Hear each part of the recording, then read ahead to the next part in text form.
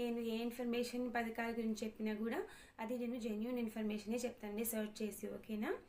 ఈ ఉన్నతి scheme ఎవరికంటేనండి SC కేటగిరీకి చెందినటువంటి పర్సన్స్ ఉంటాయి కదండి, వాళ్ళకి ఫైనాన్షియల్ సపోర్ట్ ఇద్దామని చెప్పేసి సబ్సిడీ లోన్స్ గవర్నమెంట్ నుంచి ప్రొవైడ్ చేస్తారండి. సో ఈ స్కీమ్ యొక్క థీమ్ అంటే ఇదే అనమాట, ఓకేనా. అంటే గవర్నమెంట్ మనకి సబ్సిడీ లోన్స్ ప్రొవైడ్ చేస్తుంది. ఎవరికి? అందరికీ కాదండి, కేవలం ఎస్సీ కేటగిరీకి చెందినటువంటి పర్సన్స్కి మాత్రమే. మనకి మైనార్టీ లోన్స్ ఎలా ఉంటాయో ఎస్సీ వాళ్ళకి ఈ ఉన్నతి స్కీమ్ అనేది అలా అనమాట. ఎప్పటి నుంచి స్టార్ట్ అవుతుందంటే జనవరి నుంచి, అంటే నెక్స్ట్ ఇయర్ 2026 జనవరి నుంచి ఈ స్కీమ్ అనేది స్టార్ట్ చేస్తారనమాట అఫీషియల్గా. ఈ ఎస్సీకి చెందినటువంటి పర్సన్స్ ఉంటారు కదండి, వాళ్ళు ఫైనాన్షియల్గా గ్రోత్ అవ్వడానికి, వాళ్ళు ఏదైనా వ్యాపారం చేసుకోవడానికి ఈ సబ్సిడీ లోన్స్ అనేవి ప్రొవైడ్ చేస్తారనమాట.